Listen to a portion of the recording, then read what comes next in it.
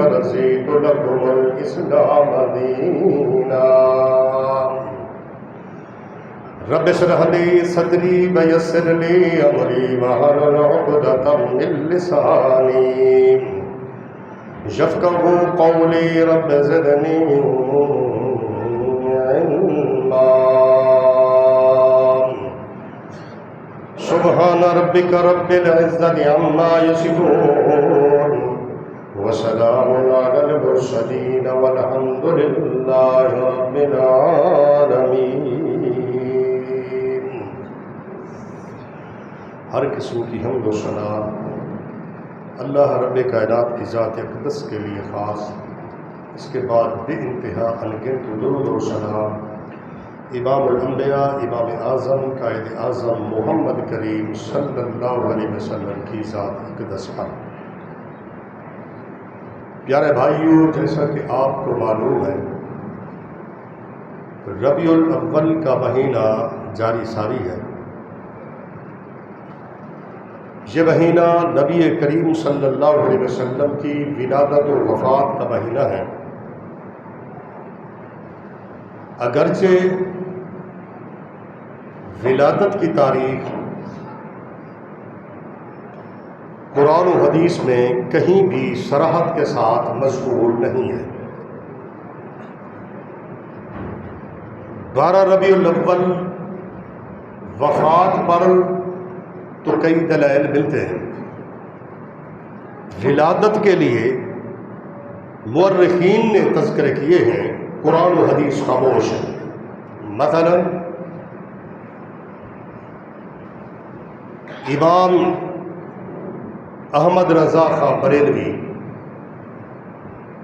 جو کہ بریلوی مکتب کے بانی ہیں، انڈیا کے عالم تھے، وہ کہتے ہیں کہ 8 ربیع الاول نبی کریم صلی اللہ علیہ وسلم کی ولادت ہے.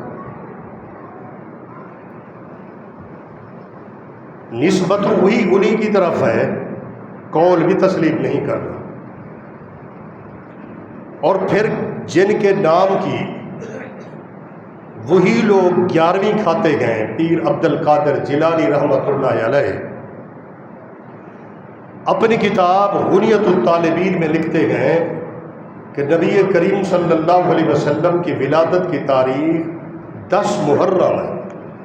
10 محرم، ربیع الاول بھی نہیں. حال بتا سیرت کے عنوان پر پوری دنیا میں فخر آنے والی کتاب جو ہر گھر کی ضرورت ہے، ہر گھر میں ہونی چاہیے. دیکھیں، سعودی حکومت نے اعلان کیا تھا کہ پوری دنیا کے علماء سیرت النبی کے عنوان پر کتاب لکھیں. عربی زبان میں پہلے لکھی گئی، پھر اسی مصنف نے اس کی اردو بھی لکھی. پوری دنیا سے علماء نے کتابیں لکھی.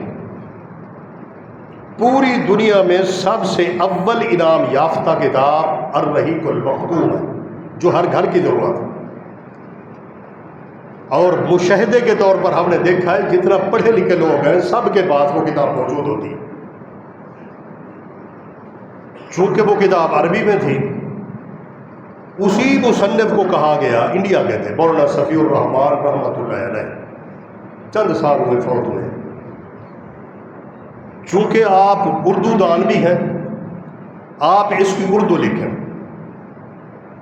تو انہوں نے پھر خود پہلے عربی لکھی پھر اردو لکھی. میں نے عرض کیا ہر گھر کی ضرورت ہے. آپ حیران ہوں گے، ڈاکٹر اسرار احمد رحمۃ اللہ علیہ اچھے خاصے لکھاری تھے. سیرت کے عنوان پر ان کی کتاب بھی ہے، میں نے تھوڑی سی پڑھی ہے. ان سے پوچھا گیا سب سے اچھی کتاب سیرت کے عنوان پر کون سی ہے، تو کہتے ہیں الرحیق المختوم کا کوئی مقابلہ نہیں. تو اس لیے ہر گھر کی ضرورت ہے. ڈائجسٹ پڑے ہوئے ہیں، گنتی کتابیں پڑھی ہوئی ہیں، ناول پڑھے ہوئے ہیں. پیارے نبی کی سیرت کے عنوان پر ہمارے پاس ایک کتاب ہی نہ ہو. وراثت میں ہم اپنی اولاد کے لیے کیا چھوڑ کر جائیں گے؟ ایسی کتب کی اشد ضرورت ہے۔ ہر پڑھا لکھا بھائی جو کم از کم اردو پڑھ سکتا ہے کتابوں کا ذوق پیدا کرے تو یہ صدقہ جاریہ بھی بنتی ہے پھر آگے چل کے۔ نااہل نسل اگر وارث بن جائے تو پھر وہ کباڑیے کے حوالے کرتے، تاہم پھر بھی پڑھے لکھے لوگ لے جاتے ہیں۔ ایک کباڑیے کے ساتھ میرا رابطہ ہے، اسے کہتا رہتا ہوں کہ اچھی کتاب آ جائے مجھے دے دو، ایسے دے دیں۔ تو خیر کہنے کا مطلب یہ ہے اس طرح پرانی کتابیں مل جاتی ہیں تو یہ کتاب ہر گھر کی ضرورت ہے۔ اس کتاب میں جو پوری دنیا میں سب سے اول انعام یافتہ کتاب ہے، یعنی دوسرے الفاظ متفق علیہ کتاب ہے، اس میں 9 ربیع الاول والے قول کو ترجیح دی گئی ہے کہ 9 ربیع الاول نبی کریم صلی اللہ علیہ وسلم کی ولادت کا دن ہے۔ اگر یہ دن منانا ہوتا، صحابہ کرام پوچھتے اللہ کے نبی آپ کی ولادت کو منانا ہے دن تو بتا دیں، ٹھیک ہے سوموار کے دن آپ پیدا ہوئے، لیکن تاریخی اعتبار سے وہ تاریخ تو بدلتی رہتی ہے۔ تو اب جیسا کہ تقریباً 12 ربیع الاول شاید منگل کو آ جائے تو آج غالباً 7 ہے۔ عرض کر رہا ہوں وہ اسی طرح مولانا سلمان منصور پوری کتاب رحمت للعالمین میں 9 والے قول کو ترجیح دیتے ہیں۔ یہ مختلف اقوال ہیں، قرآن و حدیث کا موش ہے۔ عبادت کا دن ہوتا، شریعت تاریخ مقرر کرتی۔ نبی کریم صلی اللہ علیہ وسلم جب ہجرت کر کے مدینہ پہنچے، اہل مدینہ 2 دن خوشی کے مناتے تھے، تو آپ نے فرمایا ما ھذان یومان، یہ 2 دن جو خوشی کے بنا رہے ہو یہ کیسے ہیں؟ تو انہوں نے کہا یہ دن اسی طرح خوشی کے ہم اپنے آباء سے دیکھتے آ رہے ہیں، باقی اس کی سند کا ہمیں کوئی پتہ نہیں۔ تو نبی کریم صلی اللہ علیہ وسلم نے فرمایا قد ابدلکم اللہ بہما، رب کائنات تمہارے ساتھ تبادلہ کرتے ہیں۔ بخاری شریف کے لفظ پڑھے ہیں میں نے، قد ابدلکم اللہ بہما، رب کائنات تمہاری مرضی کے دن چھڑاتے ہیں، اپنی مرضی کے دن اللہ پاک تمہیں دیتے ہیں، اپنی مرضی کے دن چھوڑو، اللہ کی مرضی کے دن لو۔ یوم الفطر و یوم الاضحیٰ، اللہ کی مرضی کے خوشی کے دن عید الفطر اور عید الاضحیٰ، رمضان والی عید اور قربانی والی عید، اللہ تبارک و تعالیٰ نے عطا کی ہے یہ خوشی کے دن۔ تبادلہ کیا، اب دالا کو بلا، اللہ نے تبادلہ کیا ہے۔ اب میں کسی شخص سے تبادلہ کروں، یہ پینشن اس کو دوں میں 300 کی، 300 لے لوں، اس کے بعد وہ پینشن لے کر جانا لگے تو میں کہوں پینشن میں سے چھیننے لگے، اور تو نے 300 تو لیے ہیں، بس ٹھیک ہے پینشن بھی میری ہے۔ یہ تو غصب ہے، غصب۔ تو جب اللہ کی مرضی کے 2 دن بھی لے لیے پھر اپنی مرضی کو داخل کر رہے ہیں، اللہ کے ساتھ تبادلہ ہو چکا ہے، اپنی مرضی ختم۔ دین میں ہم کون ہوتے ہیں اپنی مرضی والے؟ اللہ کے نبی نے بھی اپنی مرضی کو داخل نہیں کیا۔ صحابہ کرام نے جب آ کر کہا اللہ کے نبی ہم بحر اوالی کے علاقے میں جاتے گئے، یہودی تانا زنی کے لکھتر چلاتے گئے، یہ کیسا ابراہیمی ہے، ابراہیم علیہ السلام کا کعبہ قبلہ بیت اللہ ہے اور یہ بیت المقدس کی طرف منہ کر رہا ہے۔ آپ کی چاہت تھی، مرضی تھی، خواہش تھی، آرزو تمنا کہ قبلہ تبدیل ہو جائے، آسمان کی طرف بار بار دیکھتے تھے۔ اللہ کے نبی اپنی مرضی کو دین میں داخل نہیں کر رہے، اور کون ہوتا ہے جو دین میں اپنی مرضی داخل کرے؟ حتیٰ کہ اللہ پاک نے فرمایا قد نرى تقلب وجهك في السماء فلنولينك قبلة ترضاها فلنولينك قبلة ترضاها۔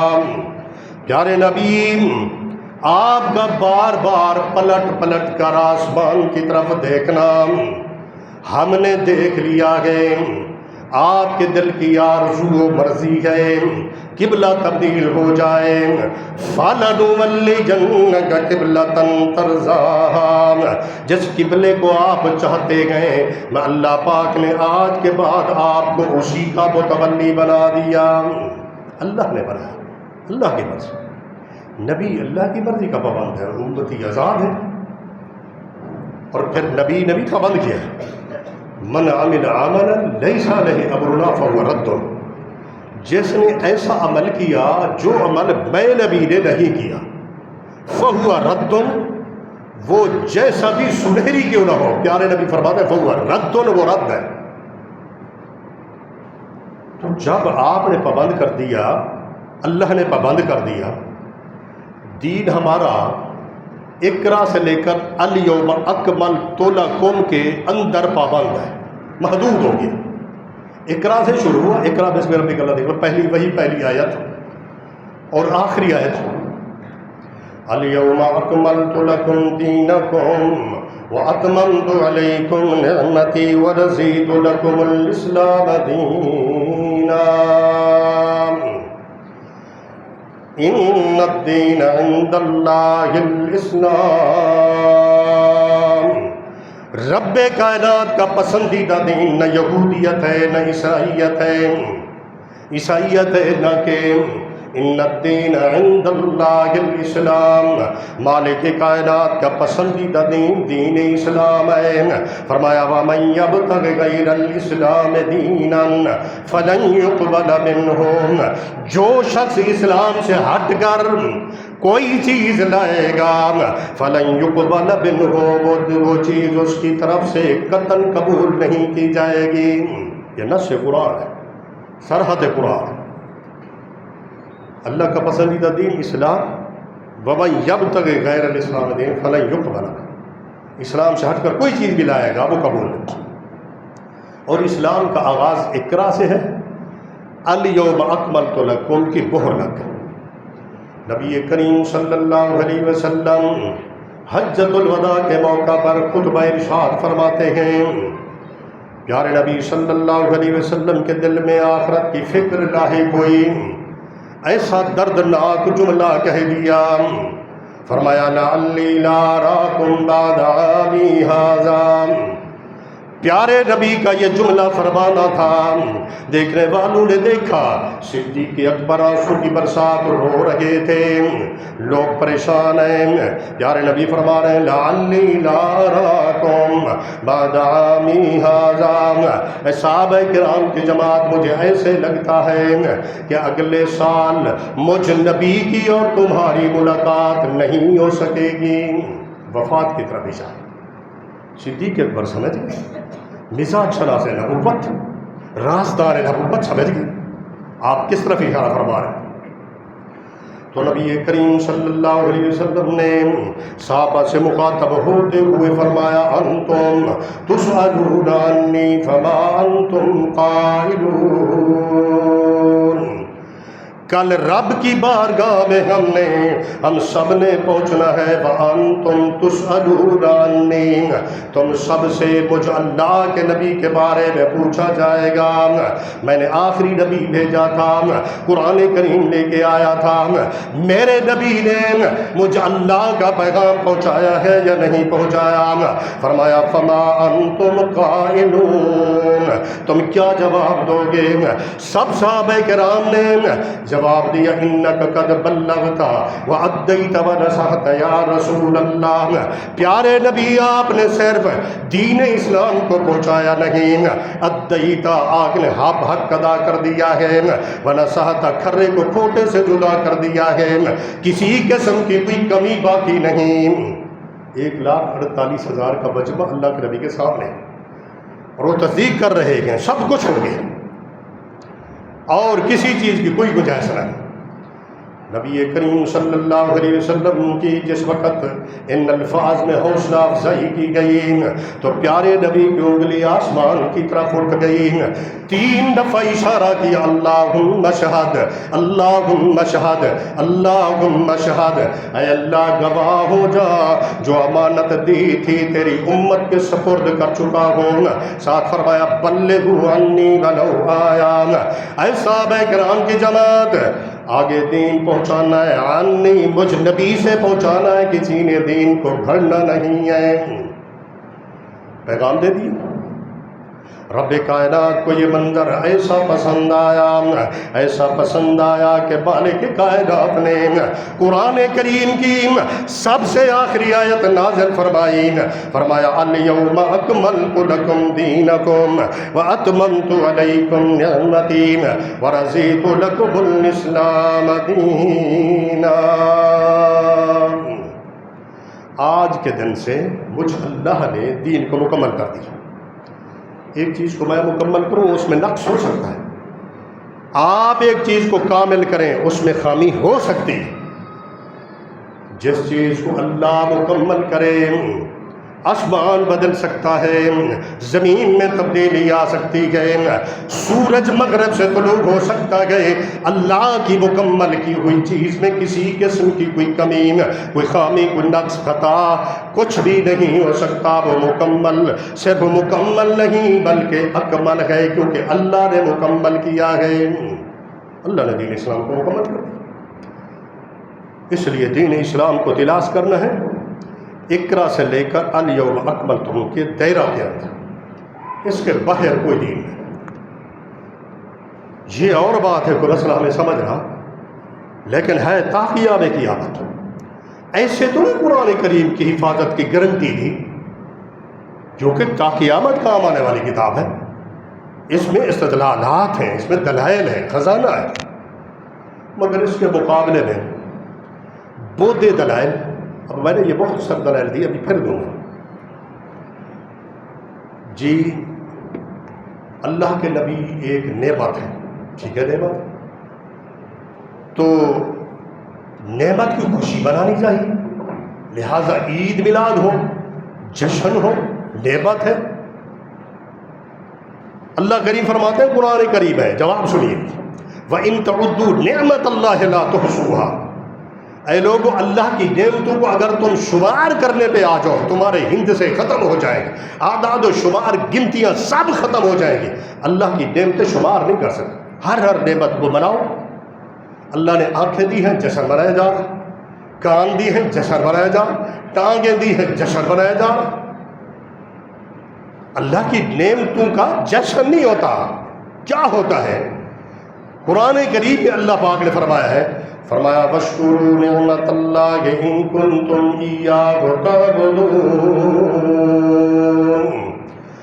وَاشْكُرُوا نِعْمَتَ اللَّهِ، نص ہے نا قرآن کی، اللہ کی نعمت ہے، نعمت کو منانا چاہے، من کھڑت کا ہو، کہاں ہے کہ نعمت کو منائے؟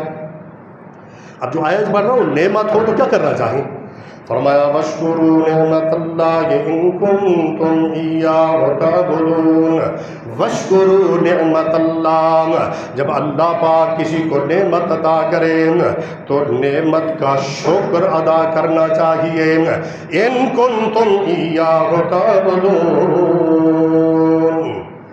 اگر صرف اللہ ہی کی عبادت کرتے ہو تو اللہ کی نعمت کا شکر ادا کرو، منانے کی بات نہیں، شکر ادا۔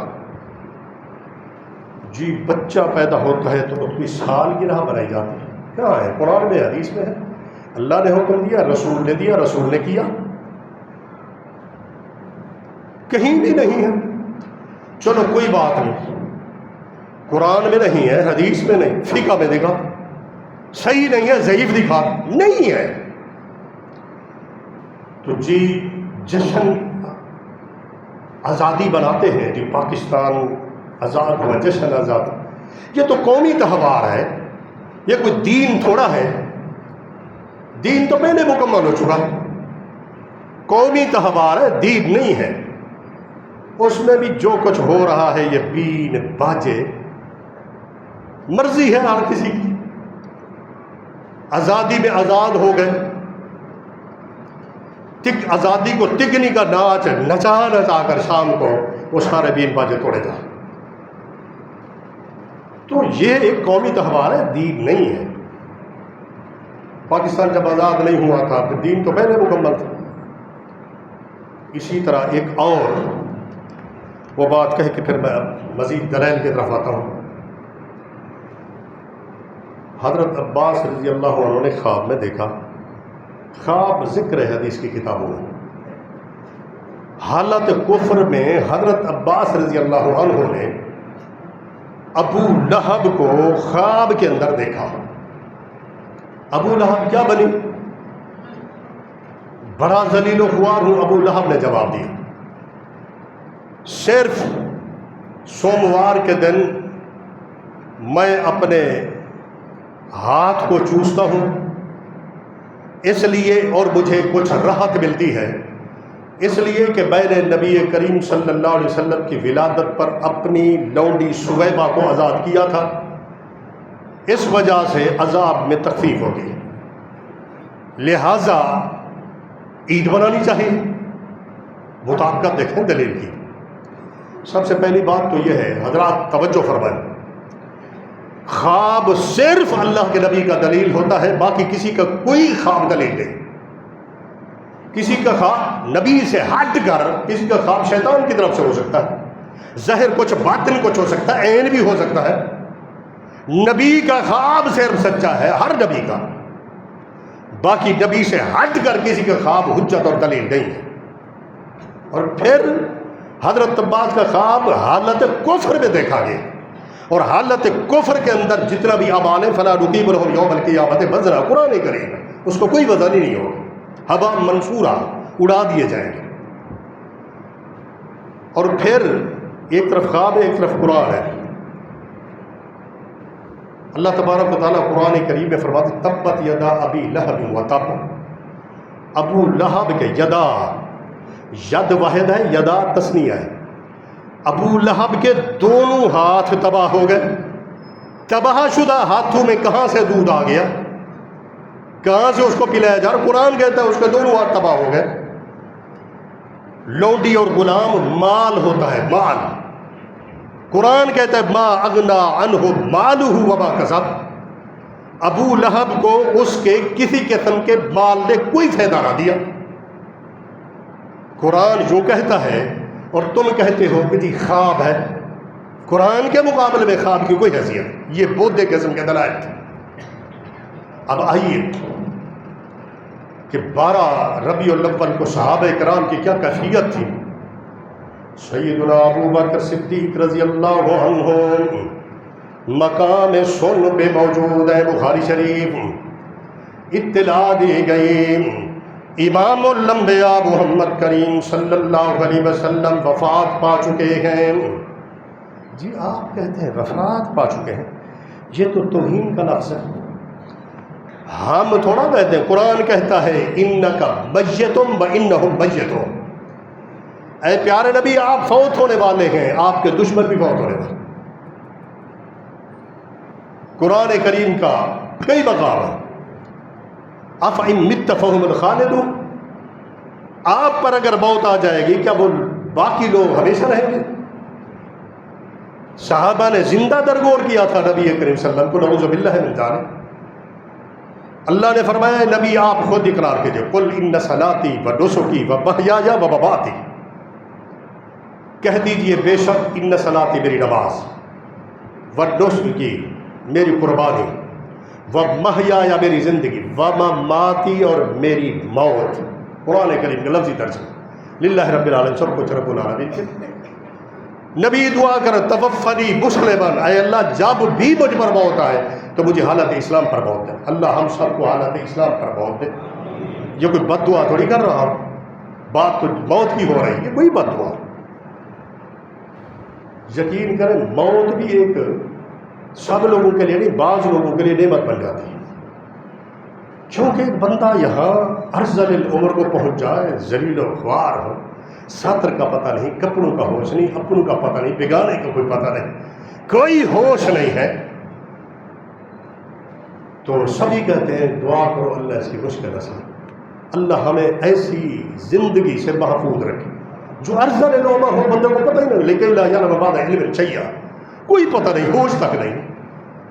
اس لیے اللہ پاک ہمیں کسی کا محتاج نہ کرے، چلتا پھرتا اللہ پاک اپنے پاس بلا لے، بذریعہ موت جانا ہے سفر۔ خیر واپس ہے، یہ موت کوئی توہین نہیں، سرائکی جانے میں موت کا کوئی مڑ ہے، کوئی توہین ہے۔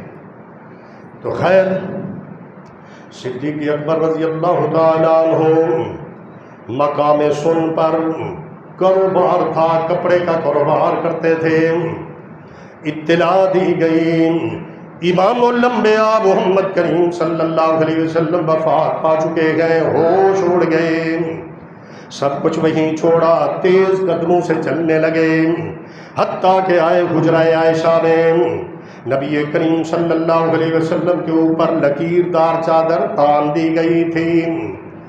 صدیق اکبر نے آتے ہوئے پیارے نبی صلی اللہ علیہ وسلم کے چہرے اقدس سے چادر ہٹائی تو یقین کیجئے چادر سے آپ کا چہرہ یوں نمایاں ہوا جیسا کہ بادلوں کی گھٹا سے چودھری کا چاند نکل آیا ہو۔ بوسہ لیا، میت کا بوسہ بھی لیا جا سکتا، بوسہ لیا۔ ادھر غور کیا تو حضرت عمر فاروق رضی اللہ عنہ نے تلوار سونت لی ہے، کہہ رہے کہ من قال بات رسول اللہ یقتلہ، جس شخص کی زبان سے یہ جملہ نکلا کہ اللہ کے نبی فوت ہو چکے ہیں، میں عمر تلوار سے اس کا سر تن سے جدا کر دوں گا۔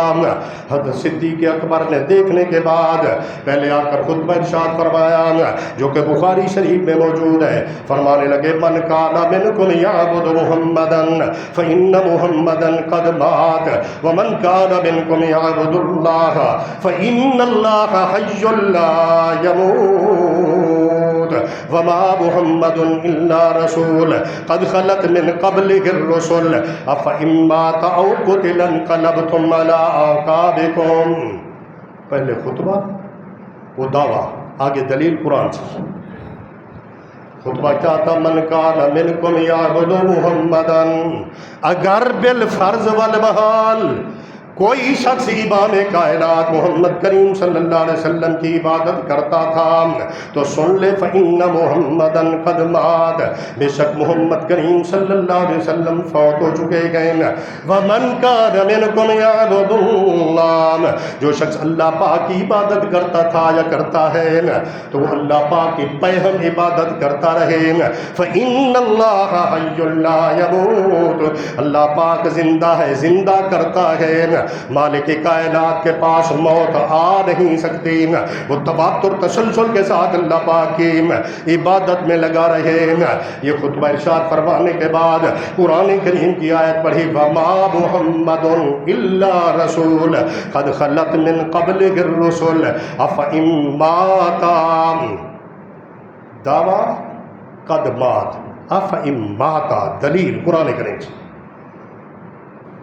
وما محمد الا رسول، نہیں ہے محمد کریم صلی اللہ علیہ وسلم مگر رسول ہے، اللہ نہیں ہے، رسول ہے، رسول پر موت آ سکتی ہے۔ افإن مات، اگر آپ پر موت آ جائے تو ہم دین اسلام سے ہٹ جاؤ۔ جو ہی آیت پڑھی حضرت عمر رضی اللہ عنہ فرماتے ان قد بایا لم تحمل آل، باوجود اس کے عمر فاروق جری تھا، بہادر تھا، دلیر تھا، طاقتور تھا، مگر میری ٹانگیں میرے جسم کو نہیں اٹھا سکتی۔ تلوار ہاتھ سے چھوٹ گئی، دیوار کا سہارا لے کر بیٹھ گئی۔ سب صحابہ کرام کی زبان پر یہی آیت مچل رہی تھی، سب اسی آیت کی تلاوت کر رہے ہیں۔ صحابہ کرام کا یہ عالم ہے۔ حضرت عثمان رضی اللہ عنہ مقام پہ بیٹھے ہوئے گئے، حضرت عمر فاروق رضی اللہ عنہ کا قرب سے قریب سے گزر ہوا، کہا السلام علیکم ورحمۃ اللہ، سلام کیا۔ حضرت عثمان نے واپسی جواب نہ دیا، سیدھے گئے خلیفہ وقت حضرت ابو بکر رضی اللہ عنہ کے پاس۔ میں نے حضرت عثمان کو سلام کیا، انہوں نے جواب نہیں دیا۔ ہم تو اسی وقت جواب ایسا دیتے ہیں جو الفاظ نہیں کہتے، سلام کا جواب دیں۔ تو حضرت ابوبکر صدیق رضی اللہ عنہ نے فرمایا چلو چلتے ہیں پوچھتے ہیں عثمان نے آپ کے سلام کا جواب کیوں نہیں دیا؟ آگے اے عثمان، خلیفہ وقت حضرت ابوبکر صدیق رضی اللہ عنہ نے پوچھا سلام کا جواب کیوں نہیں دیا؟ جواب دیا لم اشعر مر علی عمر، مجھے پتہ ہی نہیں ہے کہ میرے قریب سے حضرت عمر گزرے۔ پھر حضرت ابوبکر صدیق بولے لگتا ہے آپ کسی گہرے الم و غم میں مبتلا تھے۔ فرمایا جی ہاں، سوچ رہا تھا نبوت کے 23 سال امام کائنات محمد کریم صلی اللہ علیہ وسلم ہمارے اندر رہے، میں کبھی یہ ضروری سوال نہ کر سکا بن نجات یا رسول اللہ کہ اللہ کے نبی بتائیے نجات کس چیز میں ہے۔ اس لیے بڑا پریشان تھا، اہم ضروری سوال کیوں نہیں کر سکا۔ صدیق اکبر بولے عثمان پریشان نہ ہو، جو سوال تو نے نہیں کیا میں صدیق نے کیا تھا، میں نے ایک دن پوچھا تھا من نجات یا رسول اللہ، تو پیارے نبی نے جواب دیا تھا من قال لا الہ الا اللہ صدقا من قلبہ، جس شخص نے سچے دل سے لا الہ الا اللہ پڑھ دیا بالآخر اسے نجات مل جائے گی۔ میں نے پوچھا تھا، یعنی دیکھیں اللہ کے نبی اتنا عرصہ رہے، اللہ کے پاس پہنچ گئے، غم ہے، پتہ نہیں ہے کہ میرے مجھ پر کوئی سلام کر رہا ہے کہ نہیں کر رہا۔ نبی کریم صلی اللہ علیہ وسلم کا آخری وقت ہے، بخاری شریف کی حدیث ہے کہ حضرت فاطمہ رضی اللہ تعالی عنہا تشریف لا، نبی کریم صلی اللہ علیہ وسلم نے کان میں کوئی بات کی، سرگوشی، وہ رونے لگی۔ ایک باپ بیٹی کا رونا کیسے برداشت کر سکتا ہے؟ پھر قریب کیا، مزید سرگوشی کی تو وہ ہنسنے لگی۔ قریب بیٹھی تھی امی عائشہ رضی اللہ عنہا، کہا بیٹی خیریت تو ہے، پہلے پیارے نبی نے سرگوشی کی ہے تو رونے لگی، پھر کی ہے تو ہنسنے لگی۔ تو جواب دیا لم اکن لافشی سر رسول اللہ، میں اللہ کے نبی کا راز آؤٹ نہیں کر سکتی۔ جب اللہ کے نبی فوت ہو گئے حضرت عائشہ نے پوچھا بیٹی اب راز نہیں رہا، اب تو بتا دیجیے۔ تو حضرت فاطمہ بولے جس وقت میں پہلے آئی تو میرے کان میں اللہ کے نبی صلی اللہ علیہ وسلم نے کہا تھا بیٹی میرا آخری ٹائم آ گیا ہے، جو میں برداشت نہ کر سکی۔ پھر نبی اکرم صلی اللہ علیہ وسلم نے مزید سرگوشی کی، فرمایا بیٹی میرے پورے قبیلے میں سے، پورے خاندان میں سے سب سے پہلے تو مجھ کو ملنے والی ہے۔ این 6 ماہ بعد حضرت فاطمہ رضی اللہ عنہ وفات پا جاتی۔